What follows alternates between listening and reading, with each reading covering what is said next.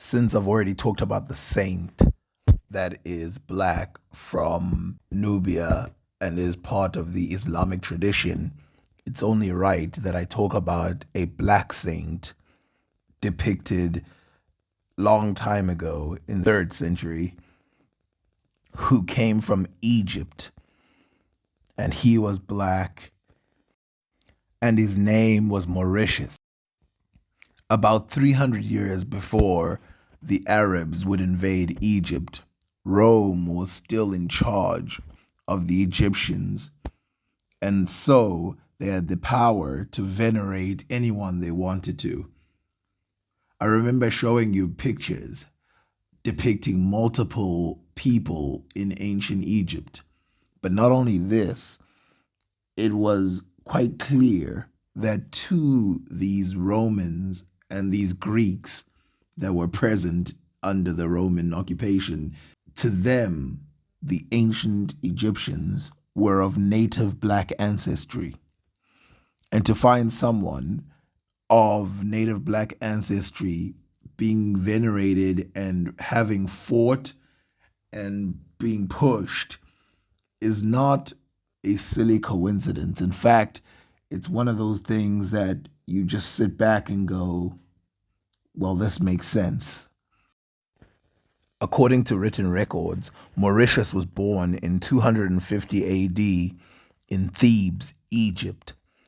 When he grew up, he became a soldier for the Roman army under the Theban Legion, which the Theban Legion was the Theban area of Egypt that was responsible for certain war efforts. But he was a Christian, and he was amongst other Christians, and their belief was very strong for Christianity. And keep in mind, this is very early Christianity. So let's just read. They are called the Theban Legion from the place where they were recruited, Thebes, which very ancient times had been the capital of the kingdom of Upper Egypt. The traditional story recounts that they were all Christian and sent to Gaul in the year 287 AD. Now, I must explain, Gaul is France today. So these people, especially Mauritius, would have stood out in a land full of extremely white people, which the Gauls were interpreted as very, very pale skin. Specifically, the area around Lake Geneva, where they were placed under the command of the Emperor Maximum. The first account of their passion was written by Saint Eucharis, Bishop of Lyon, who was born about the century after their time and died 450. He represents Maximum as a ferocious persecutor of the Christians.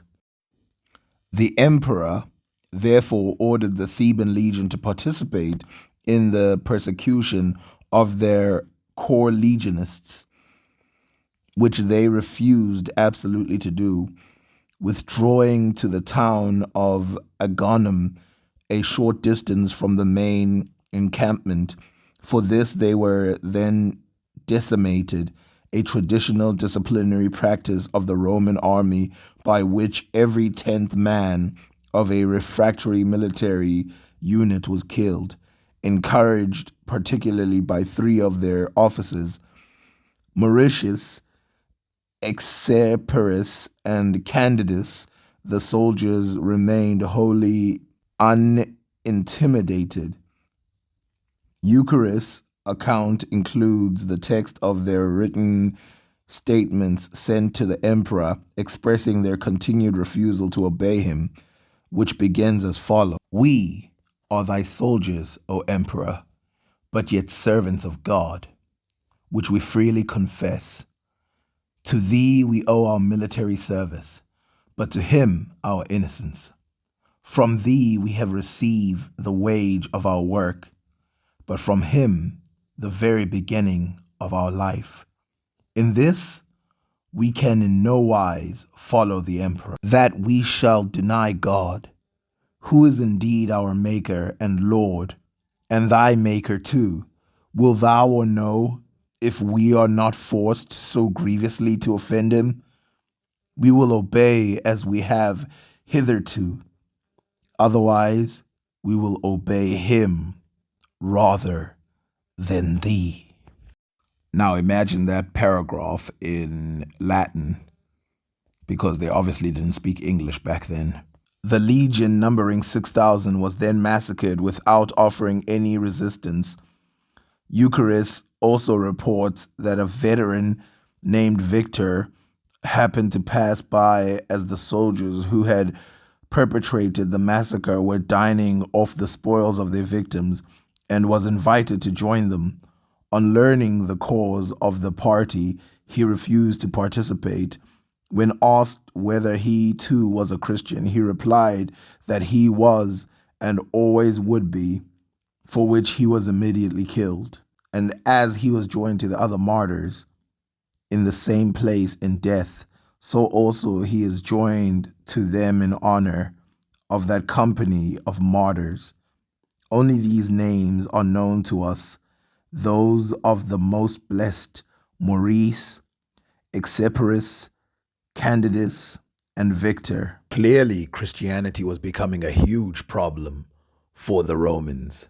And it's no surprise that Saint Mauritius died in 287 AD, and by 312 AD, Constantine converted to Christianity, being the first Roman emperor to do this. This means the big squeeze had happened. And clearly Christianity was far and wide for a man named Victor of European origin and a man from Egypt. Both worshipped a religion that was identical. So how far did it really spread? For those of you who don't understand the point, it's only 26 years in distance or time.